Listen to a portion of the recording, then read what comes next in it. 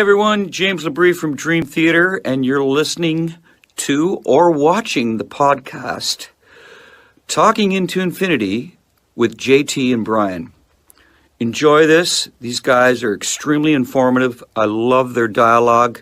I love their interpretation of the songs, who and what we are, what we were going after. They're very accurate in their interpretations and descriptions, and I just think this is a great show, and these guys are doing a stand-up stellar job. So once again, enjoy Talking into Infinity with JT and Brian.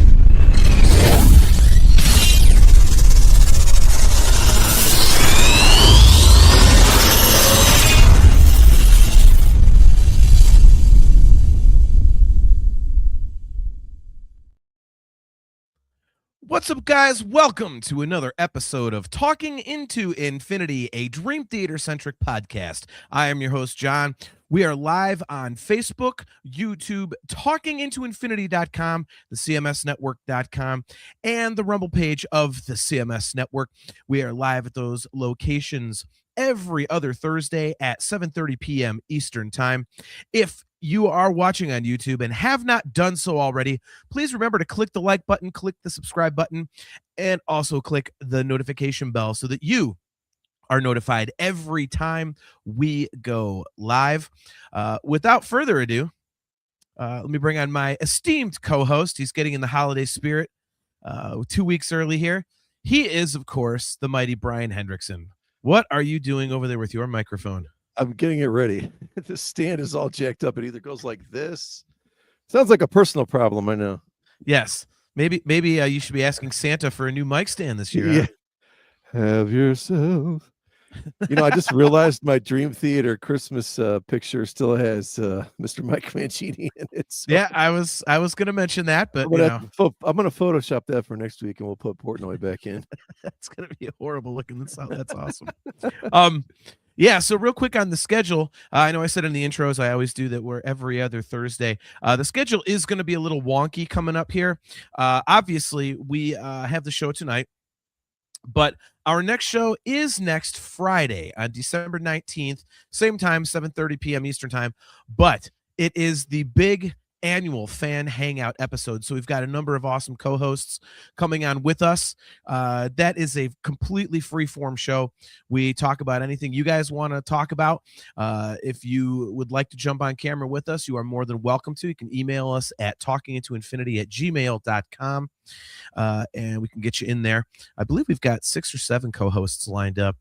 The next show after that, due to all of the holiday crap going on, we will be back on Thursday, January 8th at our regular time, and we will then be back on our every 2-week schedule from there. So, little programming note there. Also, another programming note, fuck Spotify. I don't know what the hell they're doing, Brian, but yeah, I got notified that our last 3 episodes were pulled from Spotify because we used copywritten music. So episodes 113, 114, and 115 were pulled down. Oh, because you used copywritten music. Oh, because the intro and outro of the show from episodes 1 through 112 didn't. Spotify, you jackasses. So I'm just going to put them back up and see what happens. But for those of you guys listening to the audio version, if you're looking for the last 3 episodes, Spotify is dicking around with us, so fuck them. What if we have like Mr. Dream Theater write a letter to Mr. Spotify and say, hey, Talking into Infinity can use my music. Sincerely, Mr. Dream Theater. Exactly. I'll shoot up a text to Wayne, be like, can you text Petrucci and have him send an email to Spotify on our behalf? Like, let's knock this out here. So but yeah, so if you guys are looking for those episodes, I'm still screwing around trying to get those get them back up there. I post them immediately. I post every episode immediately after we go off the air. So within 2 hours of us ending the live stream, it's available on all the audio platforms. So they were there, and then I got these emails. So, man. But yeah, so man, I'm excited, man. This is gonna be fun. I've been looking forward to the show. Got the chat rolling already. Look at what the heck is Johan Alexanderson? What is this? Look at him. He says, hey, but he changed it to at Blat8181. All right. Changed so that's his our name, good buddy Johan, who will be on the fan hangout with us next week. We got our good buddy Doug McCauley. It's High Live Chat Peeps. He will also be a co-host. Rocket Man's checking in. Good to see him, man. He says, why is it that every year Dream Theater releases an album, barely any of the bands I listen to release an album the same year? LOL, always a year before or a year after. I actually have one tonight, Rocket Man, that was released on the exact same day Dream Theater was released, and I did not remember that until I went through my list. So oh, really? that was cool. Interesting. Aaron Taft checking in. It says, hey guys, good to see you, Aaron. Aaron will be on with us next week as well, so that's cool. Kale McLeish is in here. Good to see you, Kale. So, yeah, the fan hangout, man. I'm looking forward to that. It's always a good time. We got some really good friends lined up to jump on with us, and yeah, that's just always like a really, really fun show, man. The gorilla farts go down like razor blades, but you know, it just you know, it just wouldn't be the fan hangout without gorilla farts. You know what I mean? True. I blame you for introducing me to that Now, concept. how many have you done during an episode? More than 2? No, I only do the 2 because I get the mini bottles because it's whiskey, rum, and Jägermeister. Is it rum? Well, it's supposed to be 151, but are you? I'm sorry, whiskey, vodka, and Jägermeister. And I can't get I can't get little bottles of 151. Well, so yeah. And I have seen varying recipes, so it's close enough. It is awful.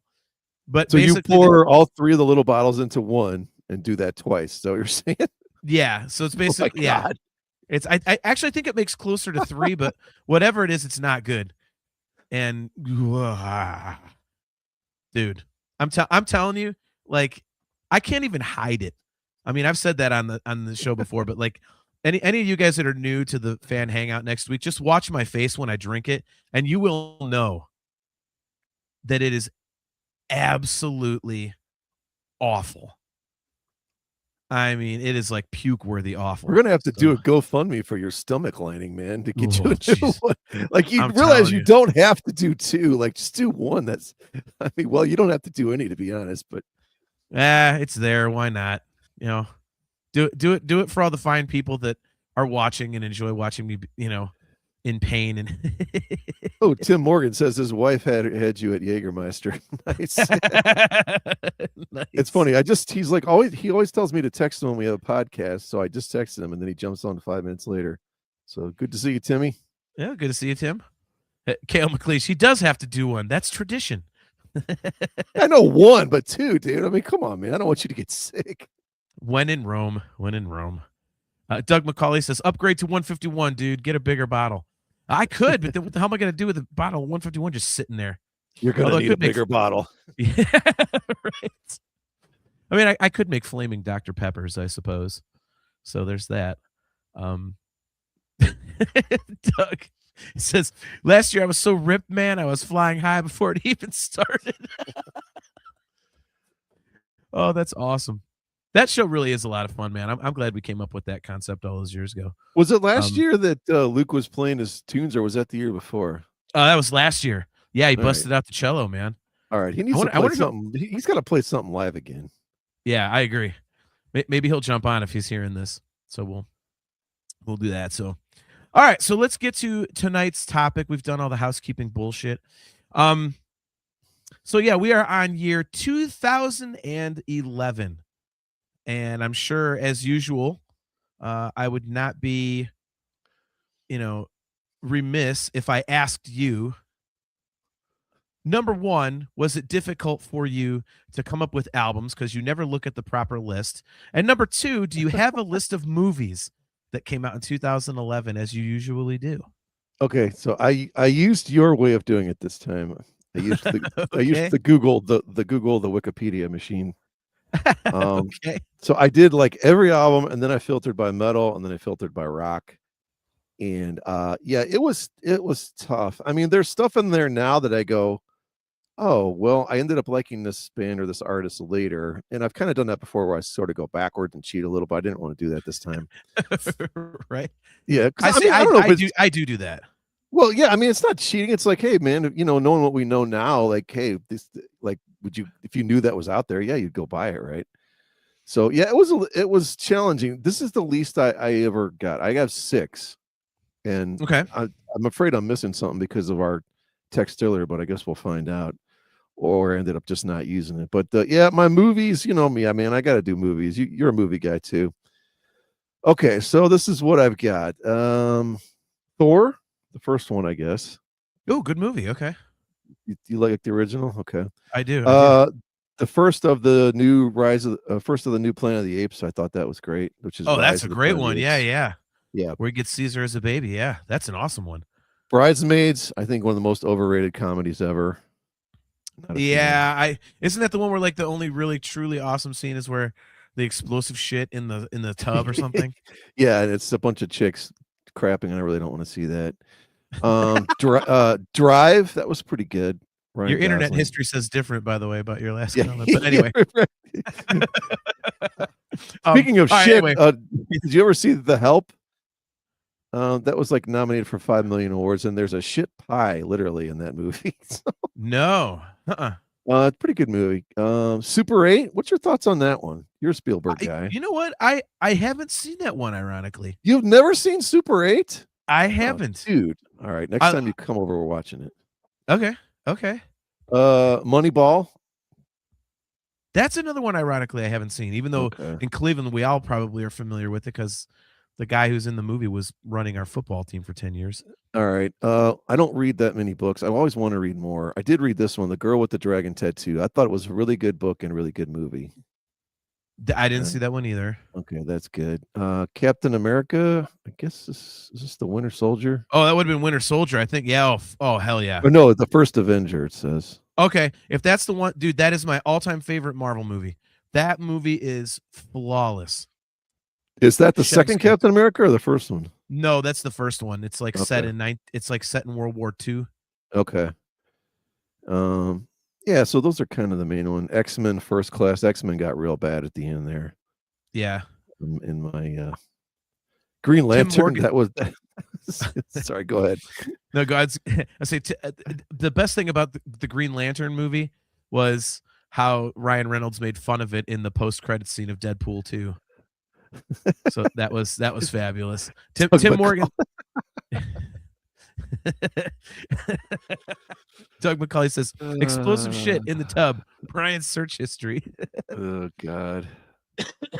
Excuse me. Tim Morgan says, you better talk about The Thing. Oh, was that when they did the sequel? Tim is like the biggest fan of the movie The Thing and Jaws that I've ever seen in my life. He like tracked down like all these books about The Thing and like these video games that I don't even know if you can play them on certain systems or whatever. He's completely nuts about the original. I actually thought that sequel they did was really good. I don't know if that was 2011 too, but isn't that a remake? Telling me. No, what they did was not technically a remake, I don't think. But, really? I thought it was a remake. Okay. Yeah, not 100% sure on it. It was a good movie though, but yeah, so that's where we were. I mean, it wasn't like, I wouldn't say it was an amazing year for movies, but well, the Stephen King adaptation, the made-for-TV 2-part movie of Bag of Bones came out that year, which was really good. I like that one. I did like that. You forgot the masterpiece, Hobo with a Shotgun. That was awesome.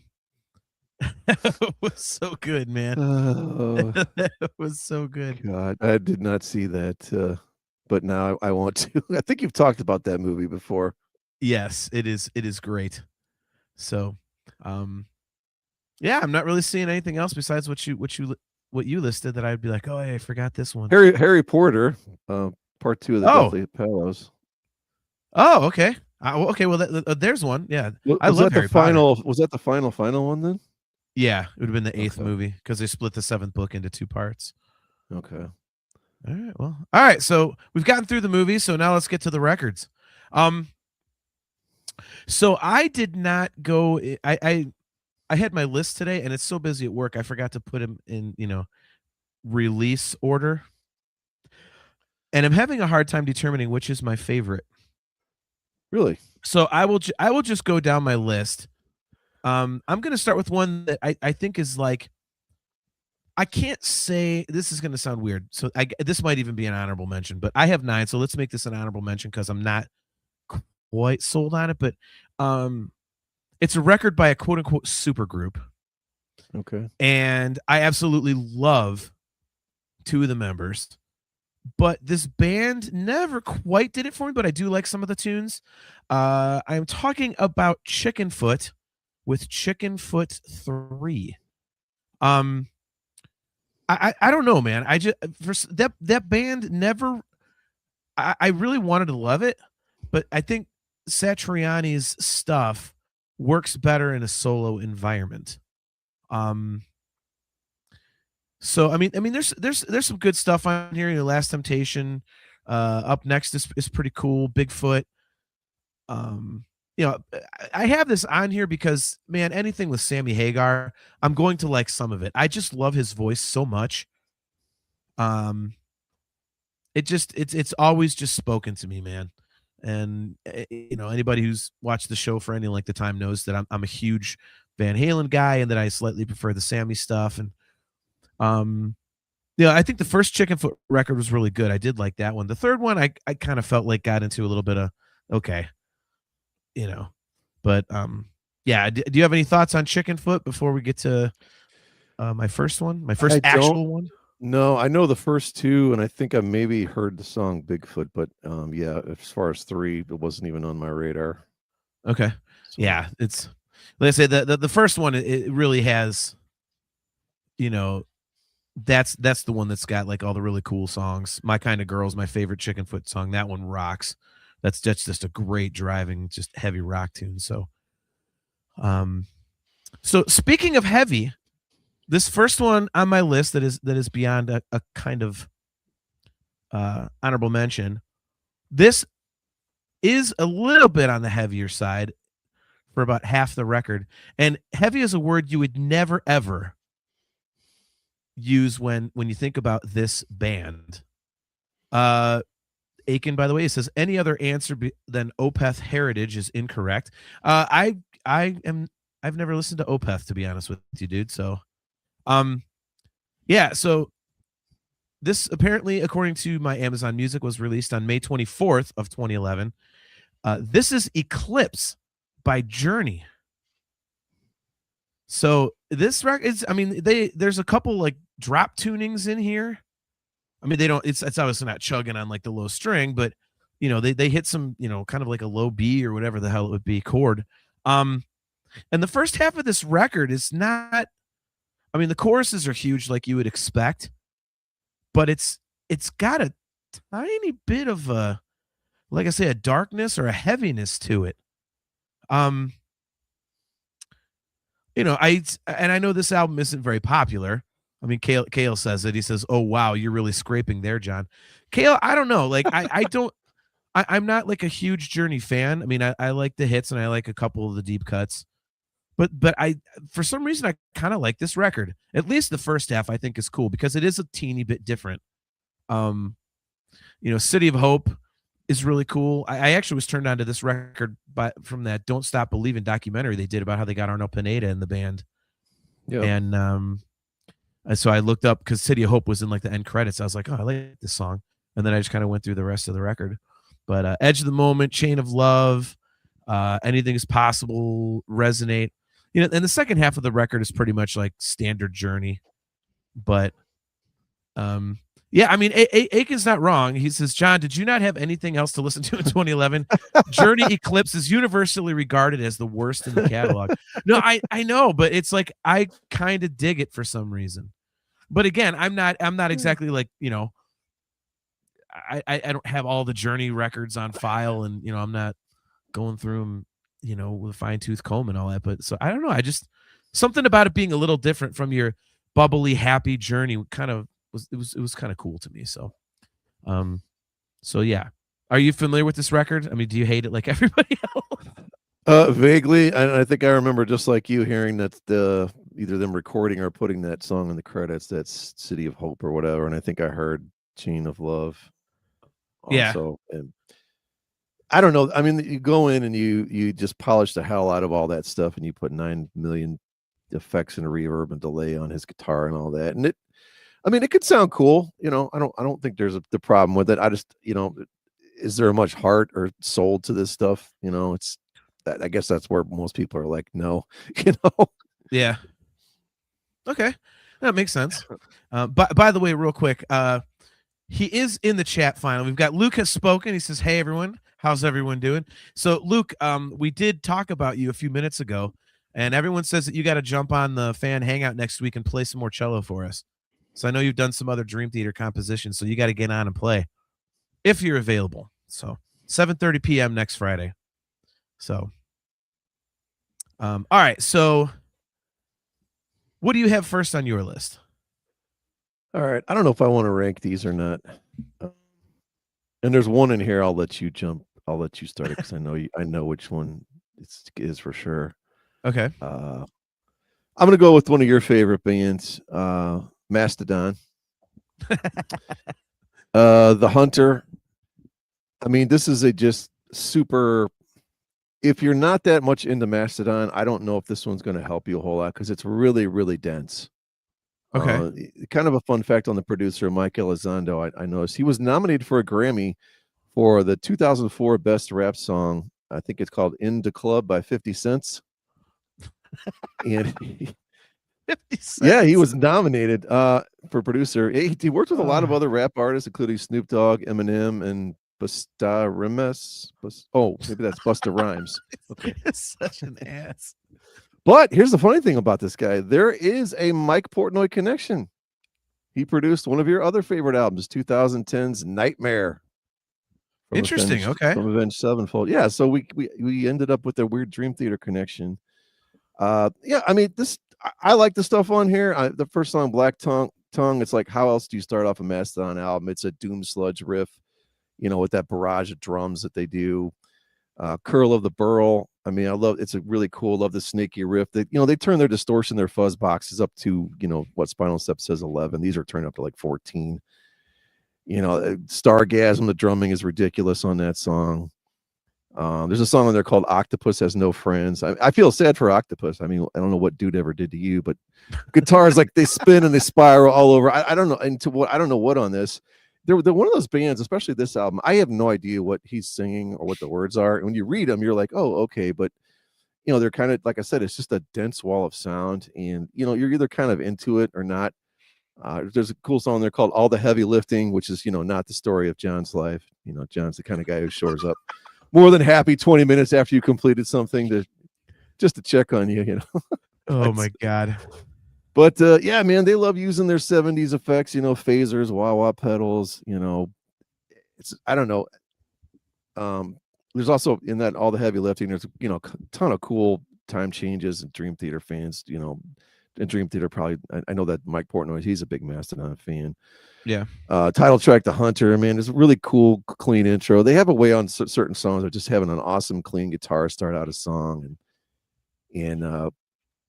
but yeah, man, the very last song is cool. It's basically an instrumental. They just repeat the same line a couple of times. It says, "Pursue happiness with diligence." They say that like 4 times, but it's like a 5-minute atmospheric, instrumental. And they put in some cool keyboards and stuff as well. And it's like, again, I don't think I would have people start with this album if they're trying to get into Mastodon, but man, I mean, you just can't deny the talent, the guitars, the drums. Massive wall of sound. I think it's something, if you saw it live, and I talked before about this band, if you saw this live, you'd just be like, it's just mush, but you put it on your headphones and you hear what's going on, and it's just, and there's so much, like, Sabbath and Zeppelin inspired stuff, and sometimes there's even some hints of Queen and another stuff in there. It's real buried, but you can hear it. And just a great sounding album. Mastodon, The Hunter. Awesome. Oh, Jesus, Aiken. Aiken's trying to shock everyone in the chat there. We'll put that up on the screen. We get pulled down for people being offended. Yeah, I'm actually really not familiar with Mastodon too much. The stuff I've listened to, I've really liked, though. It's weird. Like, it's one of those things like, oh, I like this song. I just don't go back down the rabbit hole and kind of check out a full record. So I'll have to check this one out, man. Why did someone say, has anyone ever been to one of my freak offs? I don't even know what that means. Well, the whole rap thing came up, and there you go. So, all right. Nice. So I will skip one, and I will let you talk about it because I Okay. know it's on your list, and so you know the record better than I do. So we'll have you do that one next. Um, so I am going with a record by one Sebastian Bach. I am going with 2011's "Kicking and Screaming." Um, I've talked about the Sebastian Bach solo catalog on previous episodes here and there, and I really think a couple of these records are, Angel Down is fantastic. I think, and I really like Kicking and Screaming too. It's weird. I think for people that haven't checked out the Sebastian Bach solo catalog, um, I think it's different from what you might expect, at least earlier in his career. I mean, I'm not really a big fan of that recent one. Um, Also, it's got terrible album art. I don't know what the hell that is, but um, yeah, it's heavier than I think people would expect. It's almost like, in a way, it kind of sounds like, uh, you know, I would guess. Are you serious, Doug? Al- Always finish on the Bach, never on Debussy. What the hell? But, um, for anybody who's familiar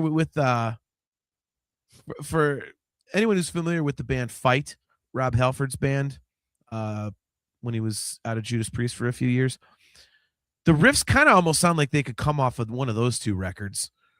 In the earlier part of Sebastian Bach's solo career, there's some really heavy stuff, and it's just, I love it. It's heavy. He's screaming his head off. I mean, if you're a fan of his voice, especially the heavier side of it, those the Angel Down and, like I say, this one, Kicking and Screaming, um, are really really cool. The only thing I would say about this one, though, I think this record's a little top heavy. The first half is pretty good, and then I think after that it kind of loses me a little bit. There's like a couple good songs on the back half. Dirty Power, um, Lost in the Light, I kind of like. But yeah, I mean the front half, Kicking and Screaming, My Own Worst Enemy, Tunnel Vision, Dance on Your Grave. Um, yeah, it's just good, heavy, like almost, you know, I don't know, hardcore-ish music with Sebastian Bach screaming over it. I mean, the lyrics can get cheesy here and there, of course. I mean, it's Sebastian, but other than that, I mean, it's really, really good. So, I mean, they're really good records to just kind of jam to. It's stuff that you don't really have to think too much. It's one of those. It's one of those type of listening experiences where, with Dream Theater, you're listening to all the different nuances, and oh, this is going on over there, and that's going on over there. With this, it's just kind of like put it in and headbang and just kind of jam to it. So, yeah, I really like this one. Yeah, I know Aiken's a fan. I was wondering if he would chime in here. He says, all but the most current Sebastian album have been great. Yeah, this most recent one I'm not a fan of. He said, John, I believe the album art of the new one was more terrible art by his dad, like Slave to the Grind. I see. I didn't mind the Slave to the Grind album cover, but this one, there's that painting of Sebastian. It's like, what is that? And the title's even kind of dumb. Child Within the Man. Yeah. It's just not great. I mean, do you think, like, I don't know. I know vocal wise it's not the same, but I think he gets lumped into Vince Neil because the guy just acts like such a douche all the time. Like, and it just Yeah. makes me like, yeah, I love Skid Row and I'll go back and listen, but it's like, okay, there's new Bach out there, or there's some other Bach albums that are really cool. Like, I kind of want to check them out, but then the guy annoys me because he's a douche. So it's like, nah, I don't know. I think it turns a lot of people off. No, I think it definitely does. And it's like that turns people off, at least from talking to some buddies of mine. But also, the people that aren't really familiar only kind of think of Skid Row, and they'll think like, I Right. remember you in 18 in Life, and so people that like his voice but want something heavier, they're like, yeah, I'm not gonna, I'm not going to check it out. I don't want to, but it's like, no, you really should. I mean, if you're into heavier stuff and his voice, like you'll much prefer his solo stuff to, the Skid Row catalog. So, have you ever listened to any of his solo stuff very much? I heard I think I've heard some off the first and a couple off of the last one, but I don't think I've heard a single song on this one you're talking about. So, okay. Yeah, it's cool, man. I would have to say I prefer Angel Down, but this one is right up there. So, definitely a good record. So, all right. So next on your list, why don't you talk about the one which we both have, but I know that you definitely probably had this one first. If it's is this your favorite record of 2011 outside of Dream Theater? I don't know now that I look at it. I'm guessing you're talking about Symphony X Iconoclast. That is correct. Yeah, man. I mean, something weird I found out about this is that they later released a double CD of this and added 3 songs, which I had no idea about until you go into Spotify. Really? Okay. Yeah, so there's 9 songs on the original, and they added 3 more, which makes it like over 100 minutes, I think, which I think is a little too much. Okay. Or whatever it was. Yeah, it was a lot of minutes. Yeah, I mean, we just got done talking about what Paradise Lost. Yeah. I mean, about a month ago. I don't know where you're. Aiken's talking about. Okay, sorry, I lost my train of thought there. But yeah, I don't know what your thoughts are when you compare these 2 albums. Maybe you lean more towards the one before this. I think it's maybe a little bit heavier. Maybe not quite. So. Yeah, not quite as classically influenced. I don't know that I love the production as much. Maybe it's a little muddier. I don't want to say muddy, but I don't know if it's quite as clean as the last one. But we also did an episode recently about talking about great album openers. Man, it's going to be tough to leave this one off with the title track Iconoclast. Yeah. Oh my God. I mean, first of all, you start out with the piano, then you go into metal guitar. Followed by the arpeggiated glissando on the piano where he goes and then does one of those, and it's just like, I love that kind of crap, man. Dude, it's been like 6 years we've been doing the show, and that's the first time you've ever used the term glissando. Yeah. And you're the music one, so wow, all right. Yeah, well, I don't even know if it's so much a glissando. It's more of an arpeggio thing, but I think he does do it's like almost like a sweep on the piano after he does it. But anyway, right. And then you start off the second song, End of Innocence. I want to say we talked about this when we were talking about Desert Island albums or something before, but oh no, actually, I was probably on Discuss Metal Joe's. Yeah, well, we did our whole Symphony X thing, but yeah. End of Innocence, man, one of those rare songs where the synth drives the song, rather than the guitar. Yeah, and me being a keyboard player, I always live for that kind of stuff, and it's great the way they do it because there's a great back and forth with the guitar and the keyboard there, and then you get those big huge strings later on in that whole sequence of riffs. Dehumanize is cool. Bastards of the Machine, I think, was the one that they were going to play. It was either that or Dehumanize they were going to play at the show we went to. So we missed out on one of those. I can't remember which one it was. The show we wanted to go to. Yeah, we wish we were at. Yeah, which I don't actually think are the best songs on the album, but they're still decent. Heretic, that's got the freaky like Moog bass synth sound. Again, to kick off the song. Sometimes when I hear this band, I don't know how Romeo's hand just doesn't fall off with those ridiculous picking he does on the chunky riff. It's not just like singular picking, but it's like picking out those chords and those riffs and the back and forth and all that. Yeah. Like it's just nonstop, man. I don't know how. I mean, we know Petrucci's a guitar god, but I don't know that if I've ever heard someone just pick like the chunkiness of those metal chords the way he does back and forth just nonstop. It's kind of ridiculous. Yeah, no, I agree. I agree with that. Yeah, I mean, Russell Allen sounds great on this. Prometheus, I'm Alive. I love that song. Yep. And then we end with When All Is Lost. I mean, Russell Allen singing over. He could sing the phone book. It's kind of up there with Paradise. From the last album, it's just an awesome piano, haunting kind of thing, man. It's got that Exorcist riff in there we've talked about before, but I don't care. So it sounds great, Right. I mean, I don't know, man. The guy, he can just, when he sings over that kind of stuff, and then you get the guitar going in later, it's just rock and metal, gold to me. And it's hard to find stuff that sounds better than that. It just, yeah, it's a great album. And sadly, they've only done one album since, and we're going on now over 10 years. So I think You would so. have. I mean, aren't they working on a new record? I thought I saw. Like, didn't they say that Yeah, they're going yeah, to? I guess. I mean, well, he did the 2 solo albums, so that took up some time. You know, and Russell Allen always kind of, well, he does the TSOs, but that doesn't really have anything to do with recording. Yeah, But and I he know guessed on wasn't he doing Adrenaline Mob? Wasn't it? yeah, but that was I think before the last album, then that faded out. He was Did he even sing on the second one? Yeah, he did, but they got Yeah. Portnoy wasn't on the second one. That's what it was. Yeah. Or somebody wasn't. But yeah, man. I mean, Iconoclast, I guess I rank it just a tad behind Paradise Lost. Not too far behind, but I think maybe there's overall, a better collection of songs on Paradise Lost, but the high points on Iconoclast, especially the opening track and the ending track, is good, if not better than anything on Paradise Lost in my book. Yeah. I obviously I don't know them.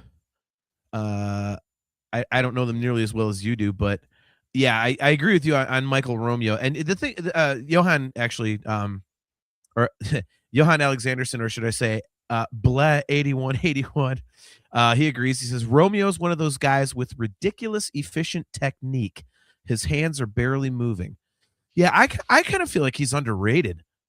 Because I think when people are talking about like prog guitarists and stuff like that, in this genre, I mean, we all know the guy, but it's for some reason, whatever it is, like I just don't, and maybe it's the people I talk to, but a lot of people that I talk to don't mention him, which is interesting to me because he's fabulous. But yeah, this is a really, really good record. I'm with you. I think I prefer Paradise Lost, but this definitely has a couple bangers. As you mentioned, I think the standout is obviously, the opening slash title track, Iconoclast. Dehumanized is awesome, like you said. Yeah, I'm quite new to Symphony X, but this is a really, really good album. And I think you nailed it with the production. I think it's a little better on Paradise Lost, but to me, compared to what their production had been, I still think it's great because their early production to me was just not really good. So, not a fan. So, my next one, this is actually a record that in this band's catalog, I think it gets overlooked, and you might say for good reason, but I've always thought this was like kind of like a sneakily interesting record with some strong stuff on there, and this album never gets talked about. Like, I mean, they do one song off of it live, about half the time. But this one was released on November 1st, 2011. And Kale just mentioned it in the chat. It is Megadeth's 13 record. I'm sure Aiken will crucify me for that. I just, I mean, don't get me wrong. The crap songs are crap, but there's a lot of kick-ass riffs on here. I mean, Sudden Death is really good. Public Enemy #1. Never Dead is awesome.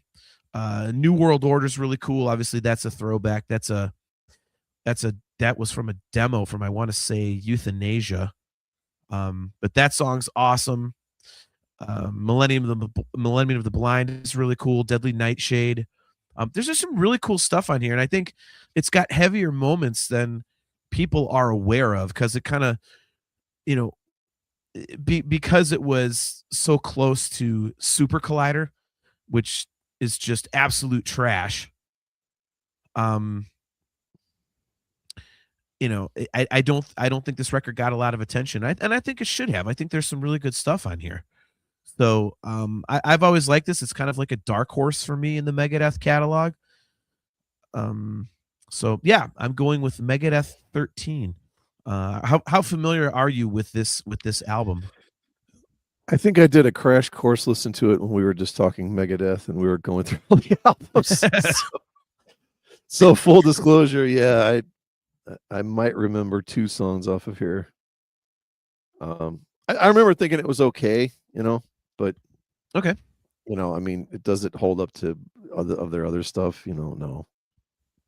Yeah. I mean, I think Aiken. Aiken says 13 is okay. It's the best of the bad albums. I don't know if I would call this a bad album though. You know, it's. I mean, like I said, it's got some sneakily good songs. So, you know, I mean, if I you're like how he talking like, abbreviates bad. He takes the A out of it to make it short. He spells out album all the way. And he spells out 13. I'm sorry, which is funny to me. right? No, I don't know. I can't say that I would lump it in there. You know, if I was saying like, hey, let's talk about the Megadeth bad albums, I think you're talking about The System Has Failed, World Needs a Hero, obviously Risk, Super Collider, you know, stuff like that. I just think this one is better. So, he says it's on par with Cryptic Writings. That would See, be a hell of I a. like half of Cryptic Writings, and then half of it's kind of lame. But I was pretty into it back in the day, but I don't like the production at all. yeah. And half of it is just it just they went too commercial. I think the farthest that Megadeth can go in terms of writing something that sounds commercial should be like Euthanasia. And anything beyond that is like, come on, let's not do that. So Kale McLeish says, whoa, hey, System rocks. Thanks very much. Nah. I don't know, Kale. I would disagree. I would disagree with that. Real quick before we get to your next record, speaking of Megadeth, did you see they're doing that? It's called Behind the Mask. It's like a documentary that Dave Mustaine made about the history of the band, and it's interspersed with the new tracks, the tracks from the new record. It's basically like a listening party / for the new record / documentary, and they're showing it in theaters. It's actually on Thursday, July 22nd, which is actually a show night for us. But they're doing it that Saturday as well on January 24th. If you have any interest in going, I would meet up with you for that. I want to see it. I mean, I don't know about the new record. I'm not a big fan of the 2 songs they've released so far, but I like the music lyrically. I think it's about the worst I've ever heard in my life. Yeah, I don't know. I think I was hoping for something more along the lines of Sick, the Dying, and the Dead, because that was just thrashy and obnoxious, and it's like that's kind of that's what I think of when I think of Megadeth. But you know, so all right, so I have Megadeth 13. What is next on your list? I'm going to go to something that I know there's no way in hell you have. And this is the side project, if you will, from Adam D and Jesse Leach from Killswitch Engage called Times of Grace. Oh yeah, okay. And I don't know. It's like, you know how your version of time is always like, wait, this happened before this? This actually was before he came back to do Disarm the Descent, which I don't remember, but obviously my timeline is all wrong because Bob and I went and saw Times of Grace at I believe it was the Waterloo. Is that what it's called? No, not the Waterloo. Beachland Ballroom. Sorry. Okay. Yeah, Beachland Ballroom on Waterloo. Yeah. Man, I mean, one of the best just rock shows, just old school, just you know, basically 3-piece band up there, maybe 4-piece. Let's see, 1 guitar. I think they had 2 guitars. But you know, I don't know if there was 125 people there, maybe. But I mean, they just put on an amazing show and played, I think, probably, I don't know, 3/4 of this whole album. If you're not into Killswitch and you think a lot of the stuff sounds the same, you're probably going to think that that's what this is too. If you go to the first song right off the bat, you're like, where does Killswitch end and Times of Grace begin? It's tough to see the line there, but you know, who cares? I mean, it's amazing vocal performance. You know, Adam D's just got those metal riffs and great catchy choruses right away. Yep. They start doing a lot more of these kind of echoey guitar parts, and it just goes back and forth between the clean and super heavy distorted riffs until the end of days. There's all really great clean parts in this one. There's a really an awesome instrumental called In the Arms of Mercy, and it made me so mad because live, what they did was basically just play, you know, the CD of it or whatever, because it's only 1 minute and 54 seconds, and it's just basically an acoustic guitar, a little bit of string, I think, behind it, and then there's like a clean electric guitar that comes in. But man, it's one of those things. I guarantee if I played it for you, you'd be like, "Oh my god, this is amazing." There's just something about the melody and the note choices just makes the hair on the back of your neck stand up when this clean electric part comes in. It's just the super smallest little, literally 1 minute 54 seconds. Title track, there's a big massive chorus on that one. There's a cool song called The Forgotten One where it's like almost like a country blues acoustic thing, and they turned it into this great duet forth and going back and forth between the two of them. And then they got awesome harmonies on it. Hope Remains, this really cool pedaling riff again. Jesse sings at the top of his lungs, but it's still clean. He can do this thing where he sings super raspy, almost like the death metal growl, but he's also able to do that and still get it very, very clean, which I haven't seen really anybody else that can do kind of that style. Yeah. But yeah, man, I mean, it's one of those albums where it's like, it's like we've talked before, like, do you feel like you want to drive off a cliff on this, because it's depressing, or do you want to, like, go knock everything off of your bucket list and jump off of a cliff, and diving in Hawaii or something, you know what I mean? Like, it's inspirational and sad and beautiful all at the same time. I don't know. There's just a way that these guys weave these melodies together. And I just always appreciated the dynamic aspect of it, and the dark and the light, and the heavy and the soft. And I don't know. To me, nobody else could do this style better. It's a really cool song called End of Eternity, which I don't know if that's possible, because if it's eternity, is there an end, right? Get some weird stuff. Oh, there's and a song called Worlds Apart, which is not a cover of Journey's Separate Ways. Most people don't know that that's also Worlds Apart. But again, man, I mean, they just, all these songs, they know how to mix these quiet and loud parts. And one of these days I'll have to make you some songs and put them on a list so you cannot listen to them. Nice. Yes, please do. So I can not listen to it. Yes. Yeah, so that's the first Times of Grace. They did do one other album, and I don't know if they'll ever do a third one. The second one I thought was cool too. But if you like Kill Switch, if you like clean and screaming vocals mixed together, go check it out. Times of Grace, Hymn of a Broken Man, 2011. Awesome. Yeah, I'm not familiar, so unfortunately I won't be able to comment on that one. But yeah, I'll have to check it out, man. All right, so this next one, I'm wondering if you have this on your list. I have to assume that you might. So maybe this is kind of like an overlapping one. But this is a band who I loved their first two records, and then they kind of, for me, fell off for a few albums, and then got back on track. And now, outside of like maybe one album, it's pretty much when they put something out, it's going to be a banger.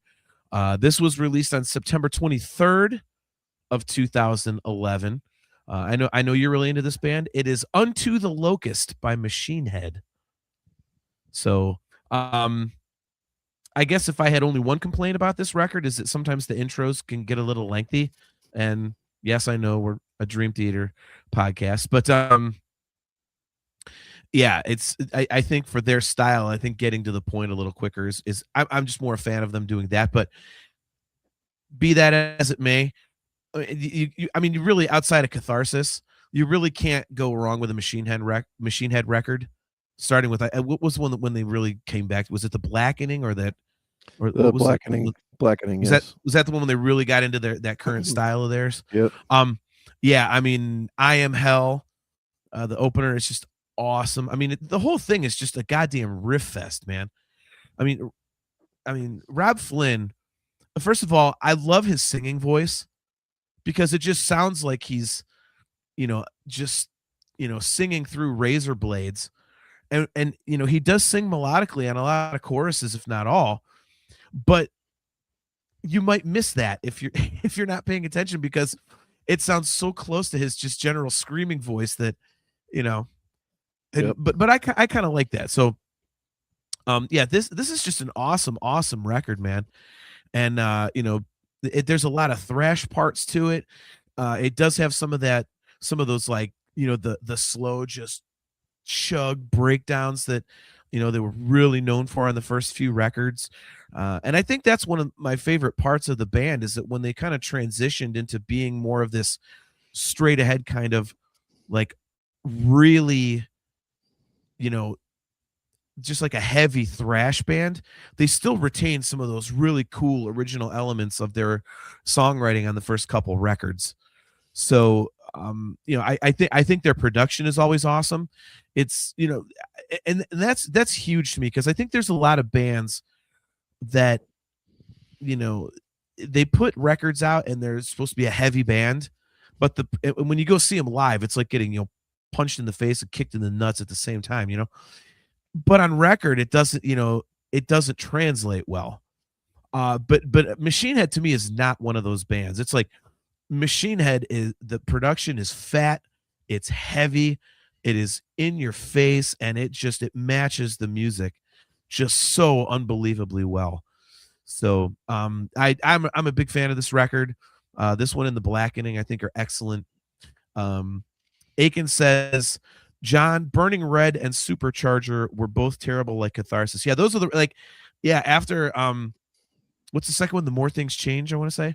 The one with 10 Ton Hammer on it. Yeah. After that, when they did those two records, I was like, what the hell is that? But then they kind of came back and reinvented themselves, and now they're just kicking ass, except for Catharsis. So, I know you're a big Machine Head guy. So what are your thoughts on this record? Yeah, it's on my list. I think there's an argument to be made. This is the crowning achievement of this band. Some people call this, or go so far to call this prog almost. I don't think it gets more technical and impressive in terms of heavy music from a songwriting and a musicianship perspective. The time and effort that goes into these solos, to these riffs, to all of these harmonies, you don't just magically just come up with that. That's a painstaking process, and you can tell all that, like you said, the production is great, all the details are there. I Am Hell, it's an evil classical choir to start things off, right? I mean, for a metal album, yeah, go ahead, sign me up, right? I mean, exactly. The second song, Be Still and Know, man, I love that killer hammer-on riff, and the marching drum parts, and then you got the guitar harmony. I think the title track, Locust, for all it's called Locust for all intents and purposes. Is there a more criminally underrated metal anthem than this song? I mean, it's great use of dynamics, the time signature changes, the pinched harmonic accents again, a huge chorus with that spiraling riff, man. It's so damn good. Like Darkness Within, you got clean guitars for almost 2 minutes. I see what you're saying. Some of the intros may be a little long, and you're like, oh, is Rob mellowed out? Nope, here it's not. It's coming. It's like I put in my notes, super underrated as a vocalist for what he does when he switches up his voice too. Yeah. And there's a great line in that song. That great line in that song. He says, "We build cathedrals to our pain and establish monuments to attain." And it's like, it's such a perfect lyric anyway. But Pearls Before the Swine is a great chugging riff once again. I think what's interesting is the very last song on this album, Who We Are, right? I hear tons of super old school Maiden in this one. Think almost heavier versions of Peace of Mind, some of the stuff that's going on. At one point, there's like a preschool kids choir, right? Why not? Right. But it's like, this is sort of an announcement of like, look, we went through all these changes, and and I grew musically, and this is who we are. This is what I am. That's what he says, and this is the culmination, man. That this album and this song. And that's why when we talk about that Catharsis album, I'm like, because we had what was it, Blood and Diamonds? Was that the name of the one? Like, great freaking album. And the very last album was great. And then somehow he put out that turd Catharsis between there. I don't know what happened on that one, but anyway, man, I mean, yeah, this is just a great album. I think we've talked before. I still think this band is probably underrated for what they are. And I don't know, some people I know are very turned off by some of the stuff I think probably Rob says and does at times or whatever, but it's hard to take anything away from him as a musician, as a guitar player, as a singer. Underrated as a guitar player too, for sure. Oh yeah, 100%. Aiken had commented, I put up on the screen that he thinks that they've always been criminally underrated musically, and I would agree with that. I mean, especially the several years that it was Rob Flynn and Phil Demmel. I mean, god damn, that is like a metal guitar player pairing from hell, dude. Those guys could riff and like nobody's business, man. Oof. And I think it shows on the records they did together. So outside of Catharsis, which kind of, the history behind that one, everybody knows, like, Rob Flynn kind of railroaded the band into doing it for whatever reason is what kind of what I got out of it. But, I think, they're awesome. They're awesome live. And yeah, this may be their best record. But it's hard because the Blackening is really good. Like you said, Blood and Diamonds is great. And I mean, dude, and I honestly, that first record for me is still like, holy shit, man! Like that is, man, oh man, I got that when it came out, and I was like, good God, what the fuck is this? Like, Oh yeah, it's a oh great man. album too, but this is just a different band on this one. You know what I mean? It's Yeah, just and that's not. the It's thing. It's just like a couple not different even the styles. Yeah. same thing. It's just like it's hard. It's almost hard to compare the two. You know what I mean? Like, Yeah, no, I completely agree. I completely agree. Okay, so how many do you have left? 2. Okay, I've got 3. So I will do a guilty pleasure one, and then I'll get serious. But so I'll get Okay. made fun of for this, but I really don't give a shit. Because I absolutely love this artist. I absolutely love this artist. It's let me see when this one came out. This was actually the third album for this guy. And let me see. This one came out. It is, man, this was a while ago. November 21st of 2011. This album actually features the song my wife and I had our first dance to at our wedding. This is the third album by Daughtry. It's called Break the Spell. So go ahead and crucify me for it. But dude, I absolutely love Daughtry's voice. And I've always been a huge fan, since his first record and American Idol and all that kind of stuff.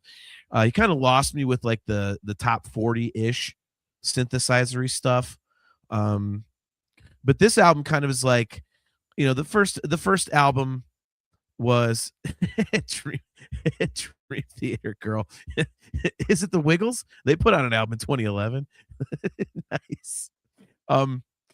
Yeah, no, I just, the first Daughtry record was just a collection of really good songs. I mean, you call it like light rock, I suppose. And then it got lighter on the second album, and with the third one, I kind of feel like he got more into the rock vein and kind of went back to, just jamming a little more. But the songs are still really great. And again, the centerpiece for me is always his voice. The choruses are always huge.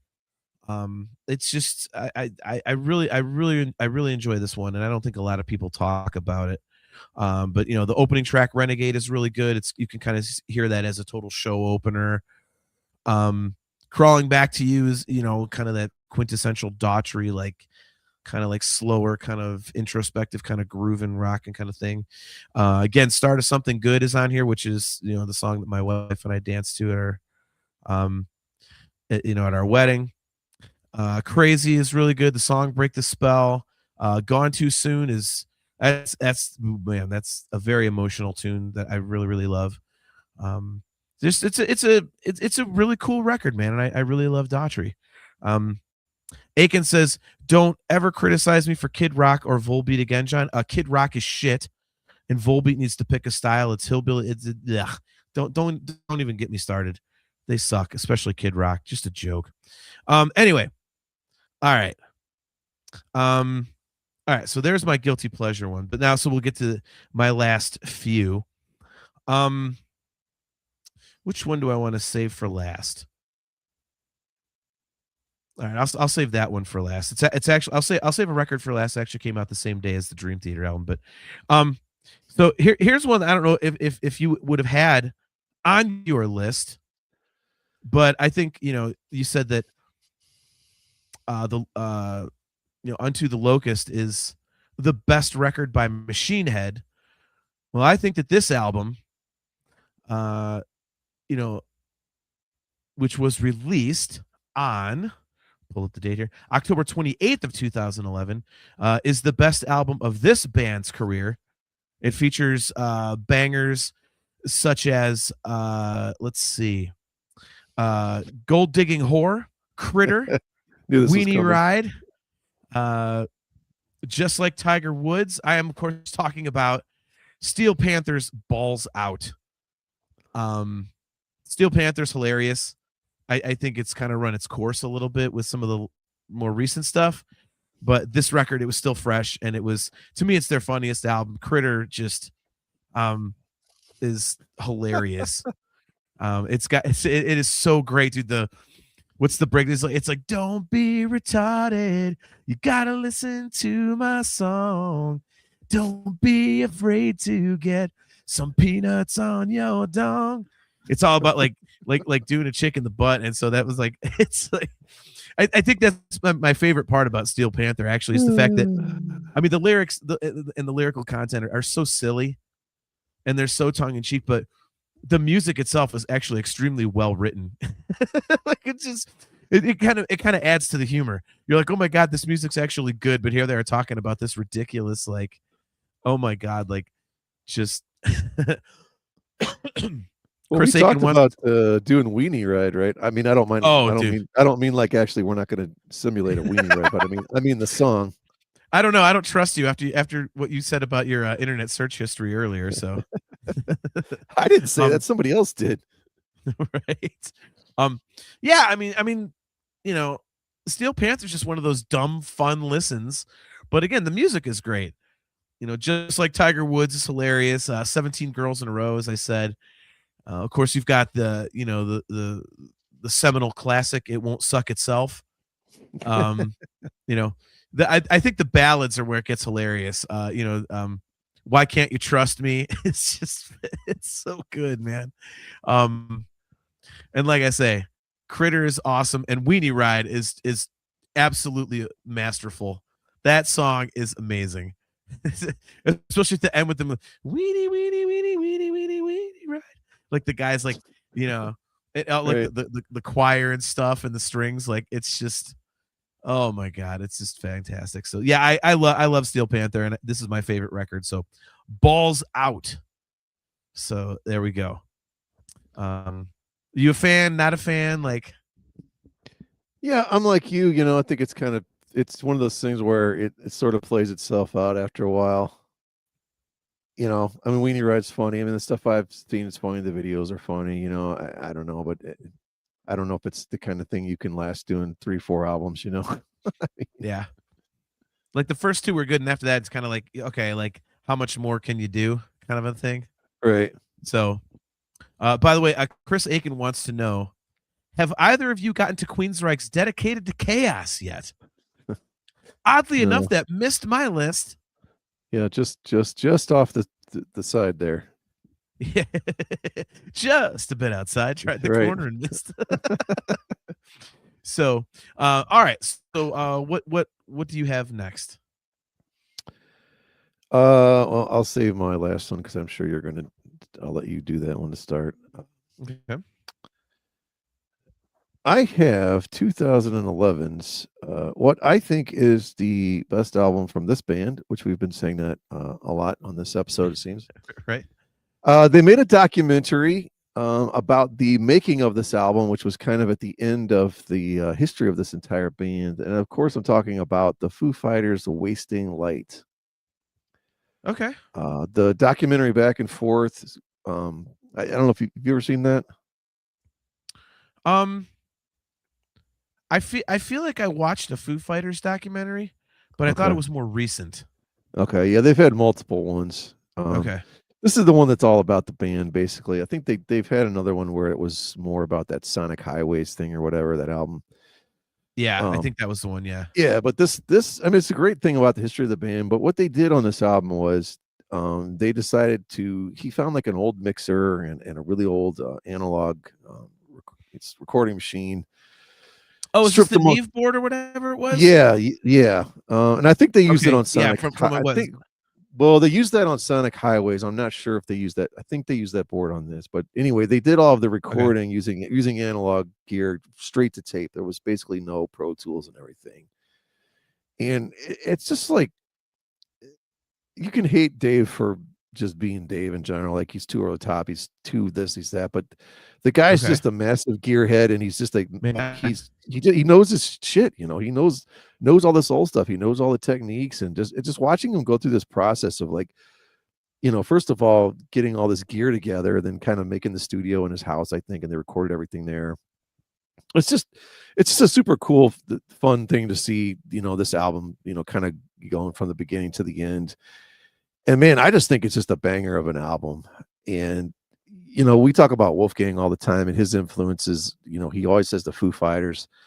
This album to me has Wolfgang written all over it, where just all these different things that they do on this album. It's stuff that I'm not saying he ripped it off, but he's just inspired by it, Mm-hmm. And there's tons of like Tom Petty moments on this. Cheap Trick, the very first song. I mean, this, you get these jangly dissonant guitars that you always get from Foo Fighters. And then, Taylor Hawk is just furious on that snare, Yeah. Dear Rosemary. I mean, that sounds like a Tom Petty, Joe Jackson went in and recorded it. I mean, the harmonies are awesome. The one everyone always laughs about, if you saw the video, White Limo is the one with the video of Lemmy riding around. It's just it's just a dumb 3-minute song with the riff that goes nowhere, but it's one of those, if your parents heard you playing that as a kid or even as an adult, they'd be like, what the hell are you listening to? This is horrible, but it's Right. cool as hell. I mean, Arlandria, I mean, there's super like what nod to like 70s album oriented rock. I mean, it's just great songwriting, a lot of Cheap Trick in there. And anytime you get in the lyric of a song, they go, "You and what army?" I mean, that's good, right? Yeah. I mean, These Days is one of the bigger hits off of there. It's got one of those earworms, Back and Forth. It's more Cheap Trick stuff. I don't know. It's just like there's 11 songs on this album, and there's no skippers. They're all just kind of immediate, like it just feels like all of them could be hits. It's 47 minutes long. It's it's not too long. I don't think there's a single wasted note. I don't know. There's just something about this album. They've never been able to duplicate anything by since this. Maybe it's the warm sounds of the analog, the production. It's unfiltered. It's just kind of these go for broke performances, but. I mean, it's just, to me, almost every song is almost like a power pop, garage rock kind of anthem. I mean, they're just, to me, it's that good. I mean, whenever I have this album on, it's like immediately it's over. And I'm like, what just happened? That's like the sign of a really good album, when you're like, wait, did I even start this album and it's done? I mean, to me, it's just a great album. Okay. Might be a little unpopular, but I am not able to get into the Foo Fighters. It's one of those weird bands where I wish I did get into them, and I've tried and I can't. Like, I like the hits. I'm like, okay, I like the hits, so let me check out a record. And the rest of the songs that aren't the radio ones, I'm like, ugh. They just did nothing for me. So it's weird, because I mean, Dave Grohl obviously is a phenomenal musician.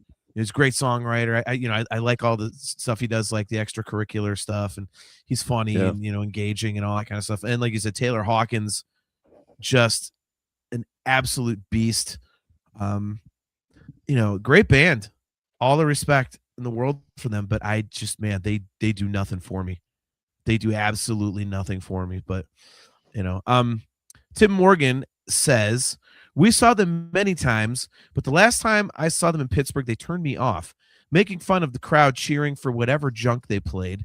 Most didn't get it, but as a musician, I knew what they were doing. Not cool. And did a bunch of covers. Interesting. Okay. Johan Alexanderson says, Foos are hella boring. And Doug McCauley says, I can appreciate them as musicians, but I still don't like them. Not even the hits. Interesting. Okay. Kale says, I would like this one, though. He says, this is probably the album for you, mate. It's a banging album.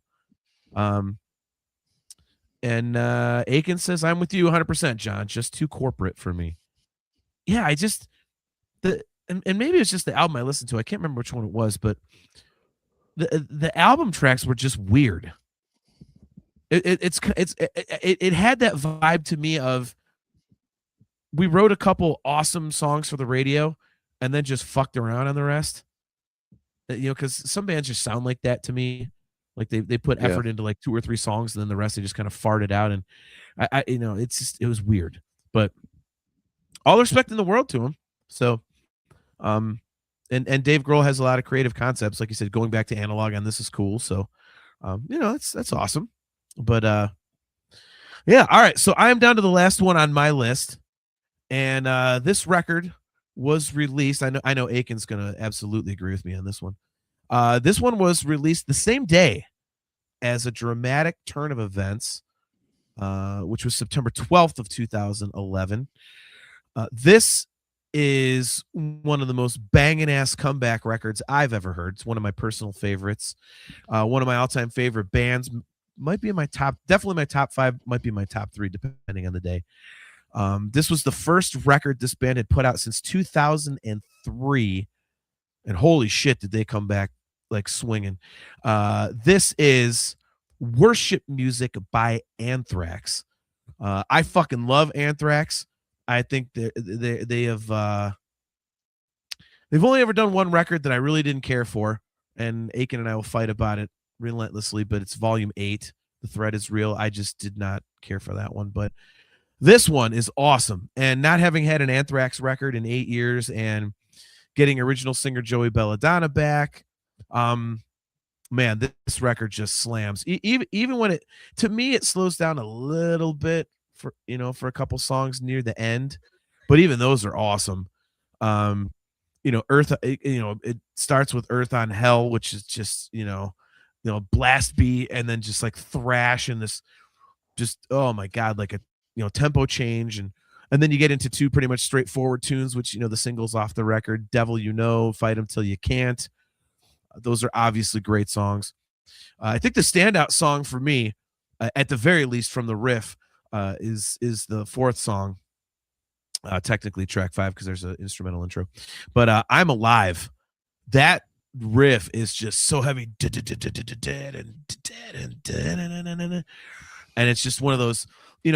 We were talking about Rob Flynn being an absolute like riff machine when we talked about the Machine Head record, and it was so interesting to me because I listened to both these albums back to back today when I was working, and it's wild how like you can have 2 guys like Scott Ian, and you could say Charlie Benante too, because he does a lot of the writing as well for Anthrax. But if you take like Scott and Charlie in Anthrax and then Rob Flynn of Machine Head, when you listen to the riffs, you can kind of hear why Anthrax was a little bigger. Like granted, this singing as opposed to screaming goes a long way for some people, but the even the heaviest Anthrax riffs have that little bit of melodic edge to them. So they're not just heavy for the sake of being heavy. Like there's something there you can kind of get into in terms of melody, and it's just awesome. I love Anthrax for that, dude. I'm such a big Anthrax fan. In the End is great. Obviously that's the song that they dedicated to Dimebag and Ronnie James Dio. The song Judas Priest is really cool. Crawl's a good one. The Constant. I'm a big fan of that last song, Revolution Screams. It's got some weird rhythm stuff. Like oh man, it's obnoxious, but in like the best way. So this record just rips, and I can't believe that it's like first of all, it sucked enough having to wait another 5 years for a record to get For All Kings in 2016, but we still haven't gotten anything since then, and we're getting a record next year, but that's gonna be 11 years. So it's like, what, are we gonna have to wait 20 for the next Anthrax record? Like, what the heck? So yeah, I am a huge fan of this album, Worship Music by Anthrax. Did you have this on your list? Is this the one you thought that I would pick? Yeah, this is my last one. Man, this is one of those albums, I swore going in, I'm like, this is not going to be good. Like, there's no way. It's been way too long. I doubt Belladonna could sing. I remember when this was coming out, I'm like, the music's changed so much. This dude's a freaking dinosaur. This is not going to work. Yeah. I had so many doubts. Good God, was I wrong, man? Yeah, right. Well, you said they hadn't had an album since 2003. Belladonna hadn't had an album since what? I mean, 90, whatever the hell it was. When was this? When was his last album? I mean, or was it even 80? No, it was in the 90s, I want to say, because he played the Pirate Code. Time or whatever, Persistence of Time. Was that the last one with him? Oh, you're talking about the last Anthrax record with him? Yeah, that was 1990. Yeah. I thought you were talking about his like solo stuff. Okay. Yeah, no, but I mean, 1990. So he hadn't done an album with them in freaking 21 years. I mean, and then it's like, I don't know if I think I told you a story before about how he played a solo show down at Peabody's in the Flats, and like they sold like 12 tickets. Like, I guess in that I forgot the guy's name. It was Mitch. I think we talked about him before. He had that talent agency, and like I guess they ordered pizza or whatever, and like he wasn't going to pay for it. He was going to try to make Belladonna pay for it because they sold like 12 tickets. I mean, it was just, I mean, the guy couldn't have been any lower in his career at that point. I don't know. This was probably like 94, 95, whatever the hell it was, 6 maybe the Yeah, latest. he played the Pirates Cove at Peabody's. He didn't play the main stage at Peabody's when Okay. he toured. He played the Pirates Cove, the Yeah, it was side even, room. yeah, even smaller. But Yeah. yeah, man. I mean, the cool thing about this, again, it was, I know you hate the band Volbeat, but it's produced by Rob Caggiano. Yep. Oddly enough, he did a remix album for Machine Head. And as I produced one of my all-time favorite albums, Volbeat, Outlaw Gentlemen, Shady Ladies. One other fun fact about him, I don't know if we've talked about this band before. The Damned Things, that's the band that has Scott. Yeah. Yeah, I mean, it's one of those really under the radar things that happened once with the two guys from Fall Out Boy, and just a cool record if you ever get a chance to check it out. But yeah, man, Earth on Hell, like you said, blast beats. Good Lord. Like this is heavier and chunkier than your parents' Anthrax from 1987. You know what I mean? I mean, it's like devil, I mean, I don't know, man. Fight them till you can't, I mean, I never knew what the word mosh meant when the Caught in a Mosh came out in 87. And then I really didn't. I mean, I was into like kind of more straight ahead metal. And then I'm like, man, this Sure. is whatever it is. This is what it is, man. I mean, you said I'm Alive is a great song, man. I think in the end, man, that opening riff, I think that's one of the most catchiest they've ever done, man. That's saying something. Him Too, not as good as Him One. Him One is cool with the strings. 38 seconds. Him Too, not so good. Compare the hymn tracks. Okay. Yeah, not so good. Judas Priest. My only thing with this song is, are they talking about the Halford or the Ripper Owens era? That's what I'm never able to understand when I listen to that song. Nice. But another really great song here. You said Relation Screams. That's good too. But The Constant, man, it's got like that greasy Southern fried like kind of thing they did, almost like Cadillac Rock Box. Like you could see like Dime was like, maybe Dimebag did, if he was playing that, he'd add more of his squawks and the squeals that Dime does. But it's get that slinky groove. The pre-chorus and chorus is really awesome on this album. But yeah, man, I mean, if there was ever an album where I just was like, I don't know how this is going to be any good. It doesn't fit in with what's going on. It's been way too long. I was so far off the mark on this. And I hate to say it, but the one after this is kind of fell to what I thought this was going to be. I just am not a fan of the one after really this, but I absolutely love this one. So interesting. Okay. Yeah, that's a conversation for by the way, Aiken says the Al Adkins era. Oh my god. Yeah, dude, I really like For All Kings. I think For All Kings it doesn't quite hit the highs of worship music, but it also doesn't hit the lows. I think it's a little more consistent. And by the way, my buddy Jimmy was commenting on Volbeat in the chat. Shut up, Jimmy. You're wrong. Love you, brother. But yeah, I really like For All Kings. I think it's a really good record, man. So I just didn't think the riffs were there, the memorable riffs the way this one is. I don't know. Maybe because they hit such a home run on this here, like anything else is gonna be. It was gonna be hard as hell to top this, man, because this was so damn good. Yeah, I see. I wasn't. I mean, you said you were kind of worried whether or not Belladonna could still bring it. See, I really didn't have that worry. I was interested to hear what they would kind of do with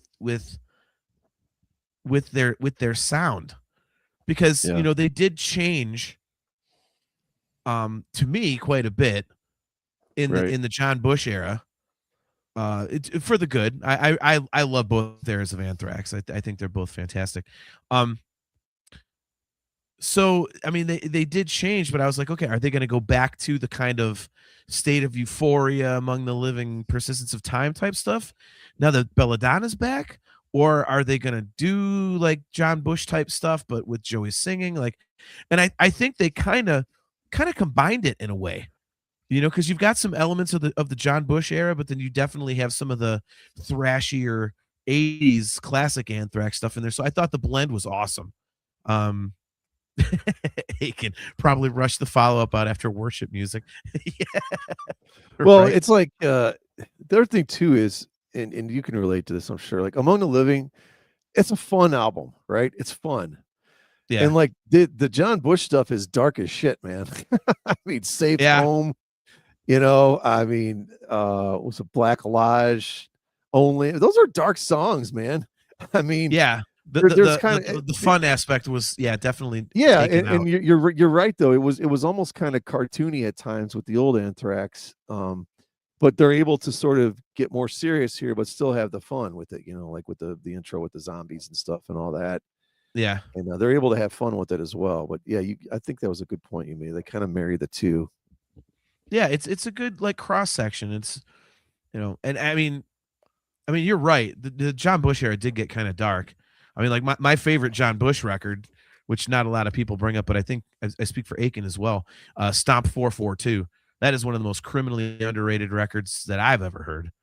And I think that was where they really kind of got into simplifying the riffs for the sake of power.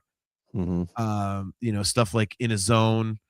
That one's got Fueled on it, and it's just like, and bringing that element into their classic sound, I think works really, really well. Doug, what the hell are you talking about? Doug McCauley says, I did give it another chance recently, and I'll say this. It's like ordering a bacon sandwich, but you have to eat 5 courses of dry waffles and plain toast first. What the hell, man?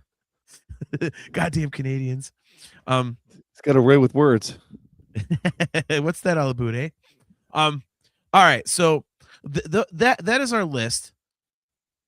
Let's do an honorable mention, but something that is like potentially the single biggest piece of shit ever put to tape. I'm worried about this. I know. I think you know exactly what I'm going to say. Yeah, Jimmy, great take. American Pompeii, greatest Bush era jam. American Pompeii is fucking great because it's got that key change where it drops to the low register at the end, but and oh my god, it makes it so much heavier. So good, man. What's the one the think the devil lives in California or whatever? I love that song. The devil lives in California. Is that is that off Riding Shotgun? Yeah. Okay, yeah, I love that song. I think it's Riding Shotgun. That's a great song. Yeah, I love that. But yeah, so this band made 2 absolutely legendary monumental missteps. This being the second of them, and this was I don't know if you can call it the bigger one because it was a collaboration, but it is absolutely one of the shittiest pieces of shit that ever shit out of shit, ate the shit, then shit it out again and made a bigger piece of shit. Yeah. No, Aiken, this is much worse than that, and you know it. Metallica and Lou Reed with Lulu. I guess I shouldn't be, but it amazes me to this day when you see Lars Ulrich, if it ever gets brought up, how he still defends it. I mean, the whole bit. I mean, Kirk Hammett will defend it too, but I just this record. I tried listening to it, and it's a lot of skipping to the next. Like, is this a joke? I mean, it is so monumentally putrid. I can't even imagine what in God's name that they were thinking. I don't know. I'm trying to, and I mean, you and Aiken would know, and the hell the chat too. It's hard to think of another band that was big enough to survive releasing this, because if you took like a lesser band and they're like, hey, check this out, it's our new collaboration record, they would absolutely, the band would collapse under the weight of how unbelievably terrible this is. Aiken says there's sorry, go ahead. I was gonna say Aiken says there's worse.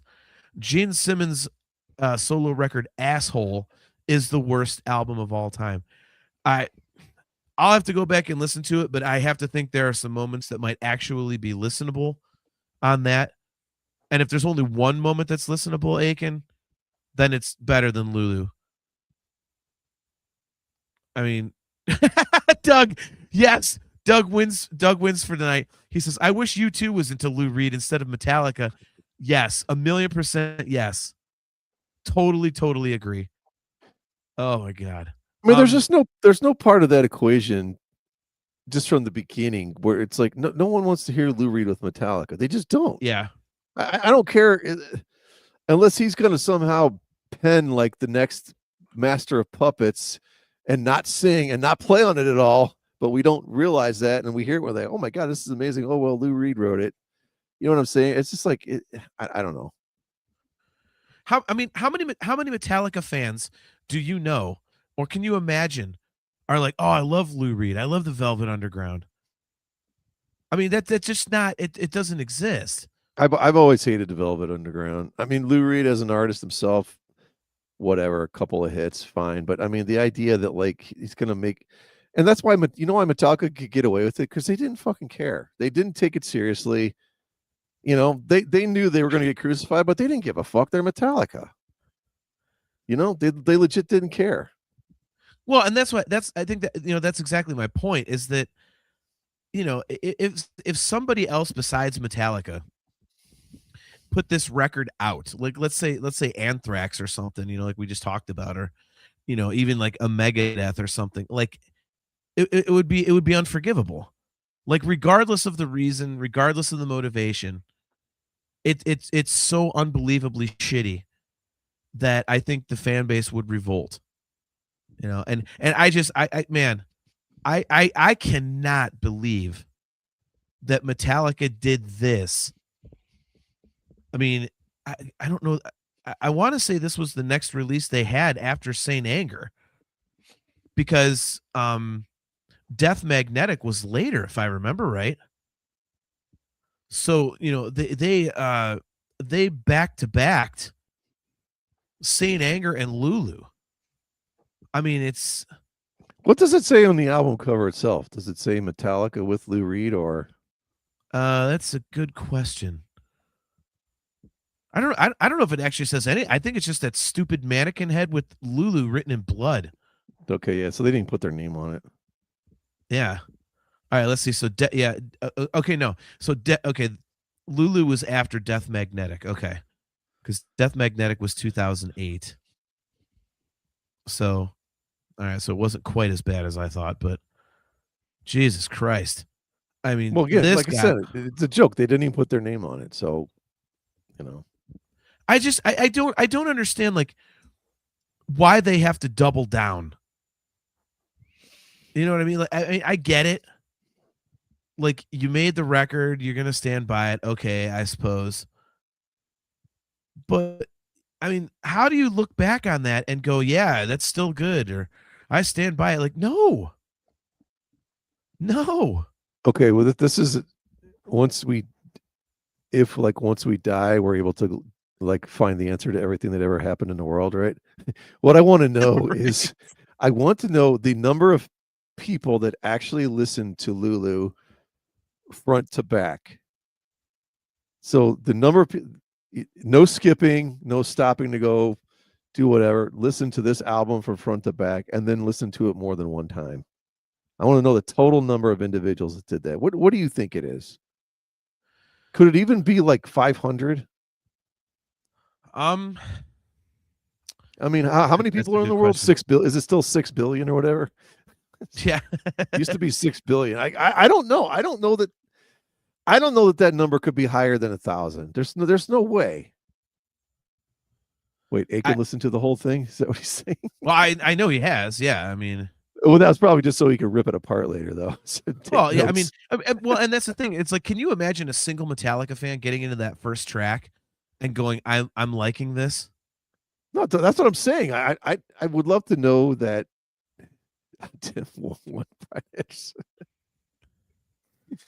No, definitely not me. Yeah, that was a skipper for me. I was like, holy mother of God. I was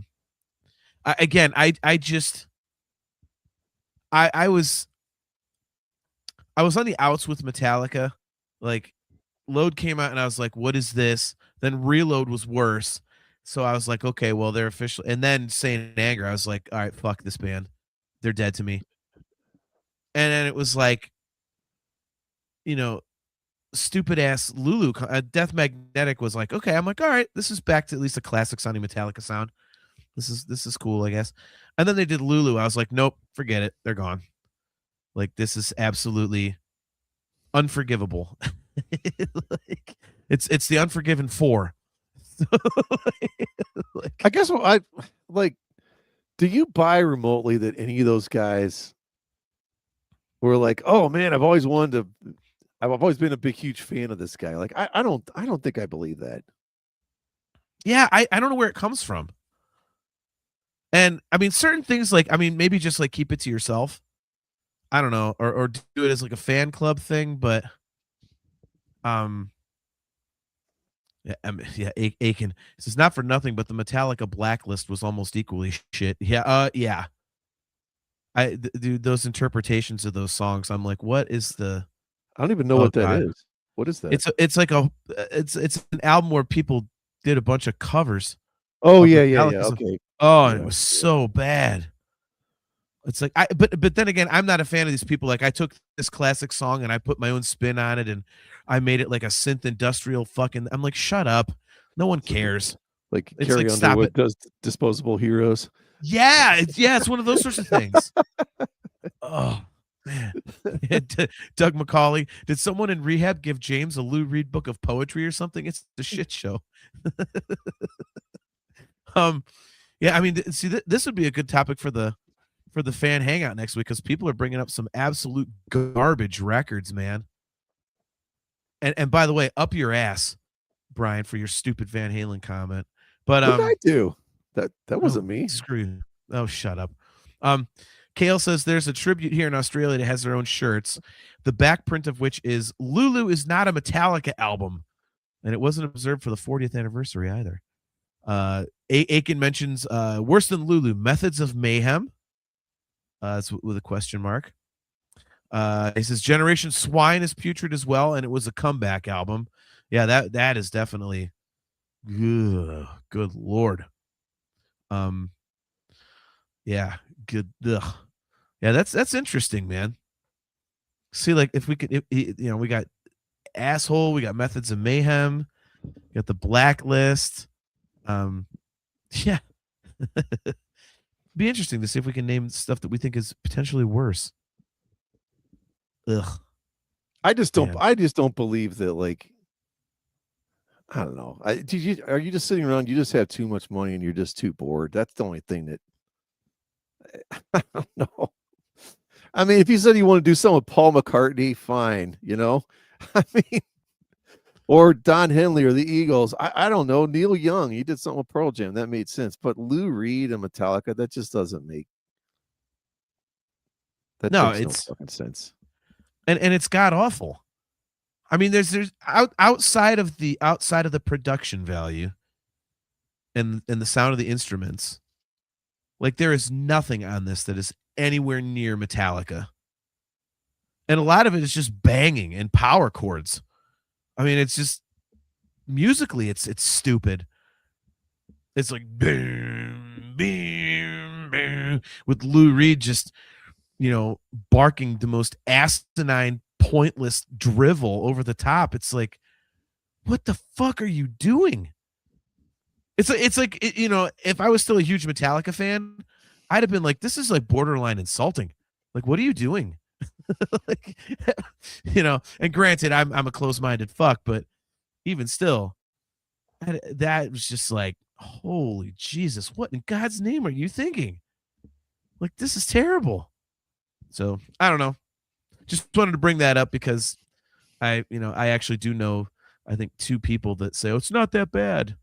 And it just infuriates me. That's a ringing endorsement of an album. It's not that bad. Yeah. Especially with this one. It's like, oh God, what are you talking about, man? Oh. Yeah, Chris Aiken, you're not wrong, man. He says, you guys don't see the obvious. Hall of Fame hipsters ass kissing each other and working with each other. Screw the fans. They'll pay for it anyway. Well, who bought it though? I mean, I can't see anyone buy. I don't know. Unless you're just a fucking idiot. Like, who would be like, oh, they did an album with Lou Reed. I really want to hear that. No, I don't.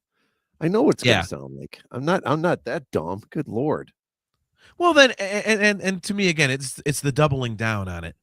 It's like, if you want to come out and say, okay, well, I'm still a fan of why we did it, but the end result wasn't what we had hoped. Or if I could go back, I think I wouldn't put it out, or something like that. Not, oh yeah, sit there and defend it.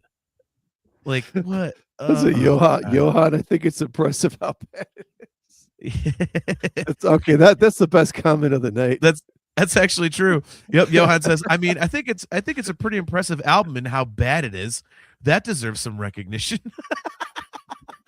Well, it's like that old joke we always say. It's like it's one of those. It's not as bad as it seems. It's worse, man.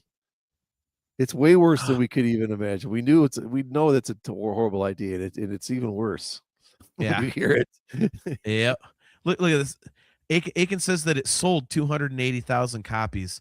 Okay, those had to all be down. Those had to be down. All somebody who's just like super bored just hits download on like they're set to automatically buy whatever the next Metallica thing is in on their Amazon or their iTunes. Like it's automatically set to buy it or something. There's no fucking way. They heard the word Metallica and went purchase. Yeah, there's no way. That's the only thing I could think of, man. Because it's like, especially these days. Because even back then, you would get like previews, before the record came out. Because I remember we were at Member Health. We were still working together. Yeah, and it was like, oh my God, what is this? Like, I can't even believe this. I wonder if like Apple Music blew up even more than like when the people were trying to get the free U2 album off. The people that bought the Metallica. How do I get this out of here? I keep deleting it, clearing my cache, and it's still in there.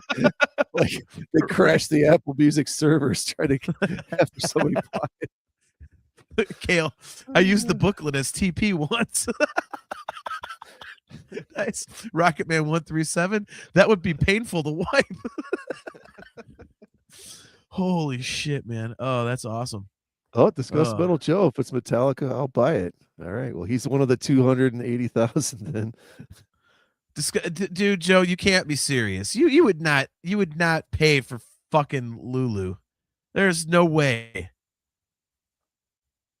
There's no way you paid for Lulu.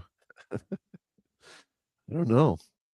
Oh my God. I'm going to question our friendship if you actually paid even a single penny for that. Oh, Jesus. Ugh. All right. Well, all right. That'll do it for another episode here. Yeah. So good topic for next week, I suppose. So yeah, guys, we will actually be back next Friday for the big, God damn. I catch so much shit in the chat. I swear to God, man. I love it, man. You guys are the best. That's awesome. But yeah, so we'll be back next Friday, December 19th at 7:30 p.m. Eastern time. And it is, of course, our annual fan hangout episode. So that is just a free form flowing discussion about any damn fool thing that comes up. So we are going to have a bunch of co-hosts jumping on camera with us to kind of help us run the show and stuff like that.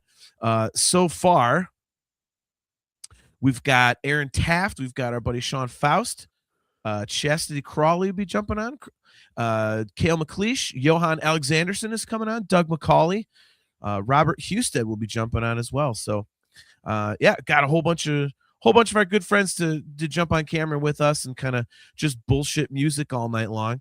And we'll see.